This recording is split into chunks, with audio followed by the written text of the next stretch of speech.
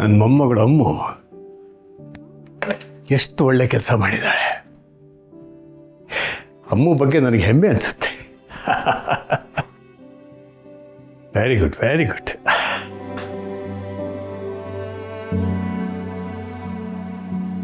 ಏನಿವತ್ತು ನಮ್ಮ ತಾತನ ಮುಖದಲ್ಲಿ ಬೆಳದಿಂಗ್ಳ ಚಂದ್ರನ್ ನಗು ಕಾಣಿಸ್ತಿದ್ಯಲ್ಲ? ಯಾಕಮ್ಮ, ನಾನೇನು ನಗಬಾರ್ದ? ಹಾಗೇನಿಲ್ಲ ತಾತ, ನೀವು ಯಾವಾಗಲೂ ಹೀಗೆ ನಗ್ನಗ್ತಾ ಇರಬೇಕು. ಆಗ್ಲೇ ಮನೆ ಮಂತ್ರಾಲಯ ಥರ ಯಾವಾಗಲೂ ಶಾಂತವಾಗಿರುತ್ತೆ. ಸರಿ, ಈಗ ಇದೇ ಖುಷಿಗೆ ತಗೊಳ್ಳಿ, ಕಷಾಯ ಕುಡಿರಿ. ಇದ್ಯಾಕ್ ತಾತ ಬೆಣ್ಣೆ ತಿಂದ ಕೃಷ್ಣನ್ ಥರ ಇದ್ದಿದ್ದ ಮುಖಾನ ಕಿವುಚ್ಕೋತಾ ಇದ್ದೀರಾ? ಮತ್ತಿನ್ನೇನಮ್ಮ, ಖುಷಿಯಾಗಿರುವಾಗ ಬಾಯಿಗೆ ಸಿಹಿ ತಿನ್ಸೋದು ಬಿಟ್ಬಿಟ್ಟು ಕಷಾಯ ಕುಡಿರಿ ಅಂತಿದೆಯಲ್ಲ. ಈಗ ನಾನು ಪರ್ಫೆಕ್ಟ್ ಆಗಿದ್ದೀನಿ, ಇವೆಲ್ಲ ಯಾಕೆ? ಹೌದಾ?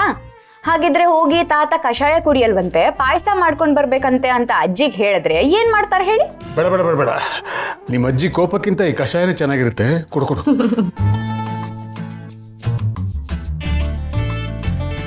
ತಾತ, ಅದು ನಾನು ನಿಮ್ಮ ಹತ್ರ ಒಂದು ವಿಷಯ ಮಾತಾಡಬೇಕಿತ್ತು. ನನ್ನ ಹತ್ರ ಮಾತಾಡೋದಕ್ಕೆ ಯಾಕಮ್ಮ ಸಂಕೋಚ ನಿನಗೆ? ಅದೇನು ಹೇಳು. ಅದು ಹೇಳು.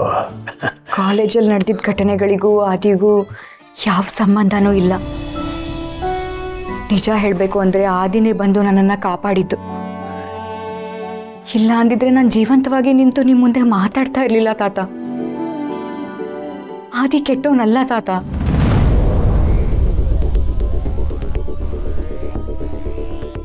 ಪರಿಸ್ಥಿತಿನ ಒಂದು ದೃಷ್ಟಿಕೋನದಲ್ಲಿ ನೋಡಿದಾಗ ಈ ಥರ ತಪ್ಪಭಿಪ್ರಾಯಗಳು ಬರೋದು ಸಹಜ.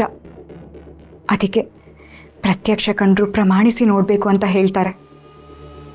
ನಿಮ್ಮ ಅನುಭವದ ಮುಂದೆ ನಾನು ಈ ಥರ ಎಲ್ಲ ಮಾತಾಡಬಾರ್ದು ತಾತ.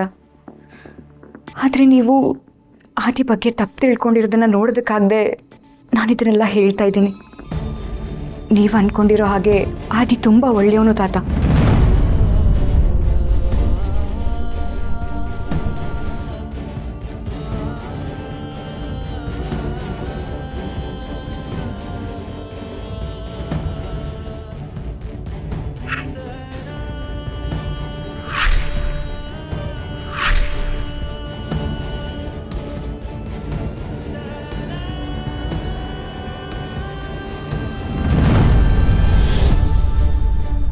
आदि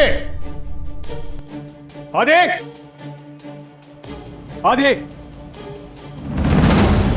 आदि